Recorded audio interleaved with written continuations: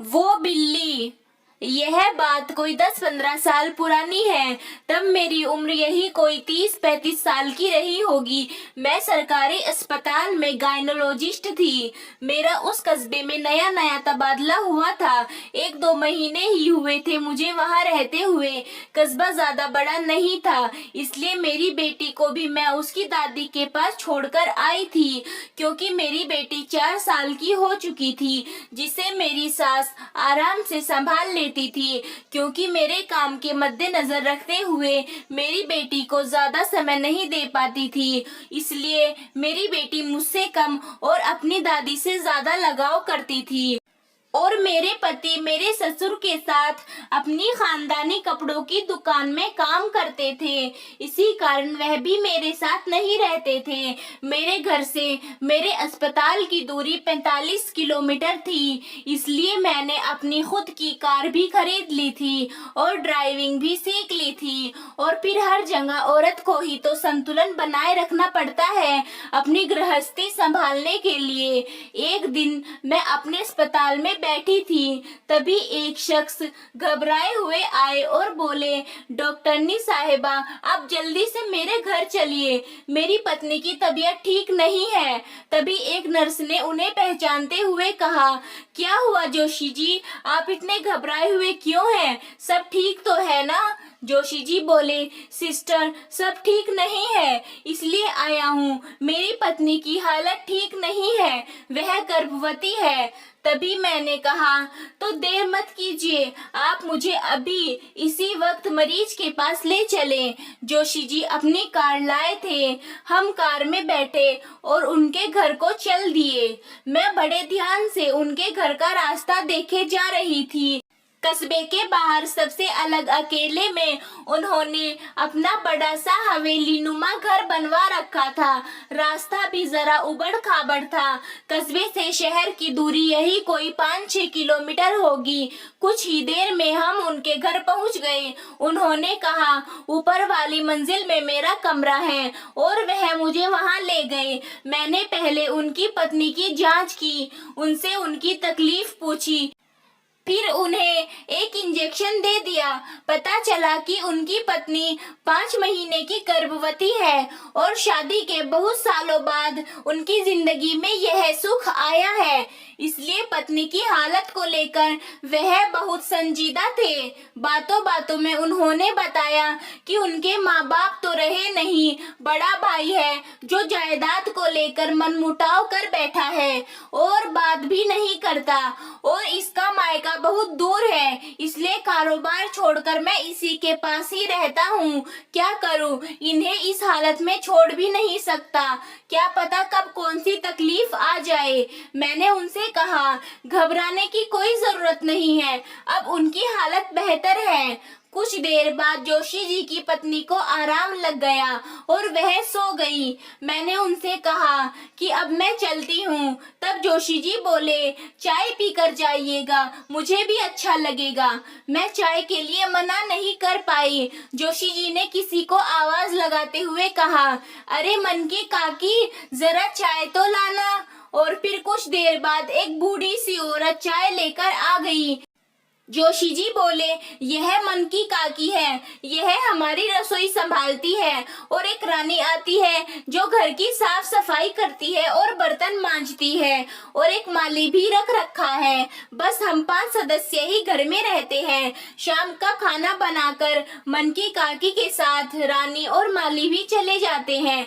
तब हम दोनों ही इस घर में बचते हैं। बड़ा घर है, ऊपर से कस्बे से दूर है, इसलिए बरखा को डर लगता है। तब मुझे पता चला कि उनकी पत्नी का नाम बरखा है। अब जोशी जी ने कहा, ठीक है, तो अब मैं आपको छोड़ने चलता हूँ। और जोशी जी मुझे अस्पताल वापस छोड़ गए। उस दिन के बाद यह सिलसिला चलता रहा जब तक बरखा ने बच्चे को जन्म नहीं दे दिया।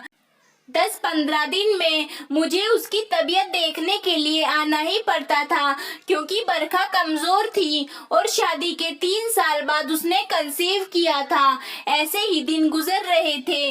फिर एक रात वो पल आया जब बरखा को लेबर पेन उठने लगा। उस रात मैं अपने अस्पताल के कमरे में ही थी। कमरे का टेलीफोन बज उठा। जोशी जी का फोन था। वह बोले, इमरजेंसी है, आपको आना होगा। मैं नहीं आ सकता। इस हालत में बरखा को नहीं छोड़ सकता क्योंकि घर में कोई नहीं है, इसलिए आपको खुद अपने वाहन से आना होगा। मैंने आने को हाँ बोल दी क्योंकि मैं अपने पेशे से दगा नहीं कर सकती थी। डॉक्टर को तो दूसरा भगवान माना जाता है। फिर मैंने सारे जरूरत का सामान कार में रखा और कार निकाली। बाहर खूब अंधेरा था क्योंकि उस रात अमावस की रात थी। मैंने कार स्टार्ट की और चल पड़ी। लोगों से मैंने बहुत सुन रखा था कि वह रास्ता अच्छा नहीं है। मैं इन सब चीजों पर विश्वास नहीं करती थी। बस मुझे अंधेरे से डर लगता था, भूत प्रेतों से नहीं। रोड पर एक भी वाहन नहीं आ रहा था, तो इस वजह से मैं डरते डरते आगे बढ़ रही थी। तभी मैंने अचानक देखा कि एक छोटी बच्ची जिसने फ्रॉक पहन रखी थी, वह साइकिल चलाती हुई इस रोड पर चली जा रही थी।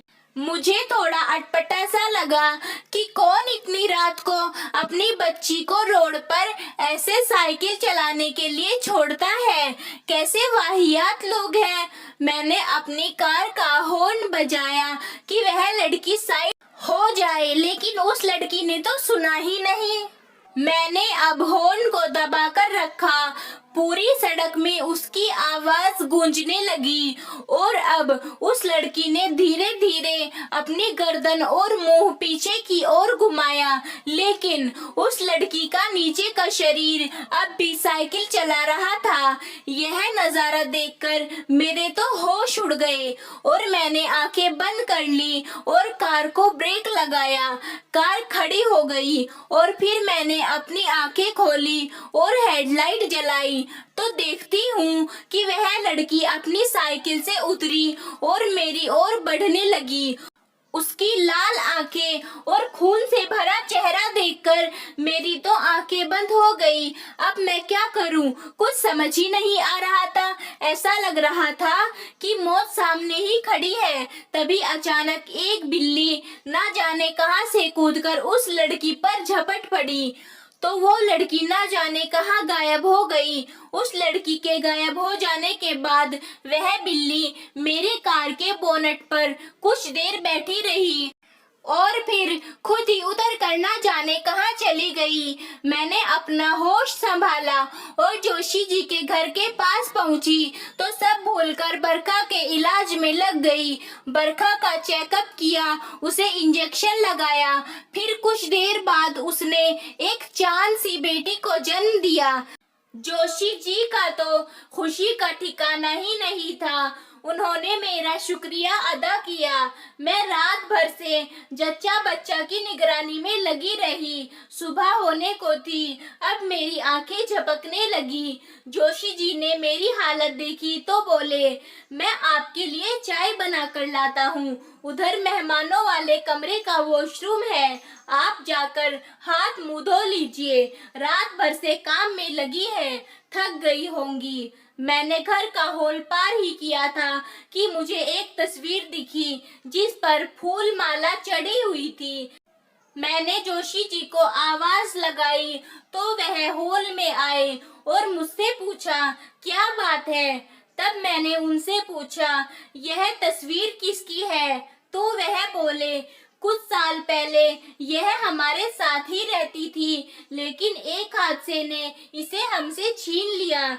जब बरखा शादी करके हमारे घर आई थी तो यह इसे साथ लेकर आई थी। यह सुनकर मैं दंग रह गई क्योंकि यह तस्वीर तो उसी बिल्ली की थी जिसने रात को मेरी जान बचाई थी। क्या वह बिल्ली यही थी? आशा करती हूँ कि यह कहानी आपको पसंद आई होगी। इस कहानी पर आपकी क्या राय है हमें कमेंट करके जरूर बताएं। कहानी पसंद आई है तो लाइक और शेयर करना बिल्कुल भी ना भूलें। चैनल पर नए हो तो चैनल को सब्सक्राइब जरूर करें। धन्यवाद।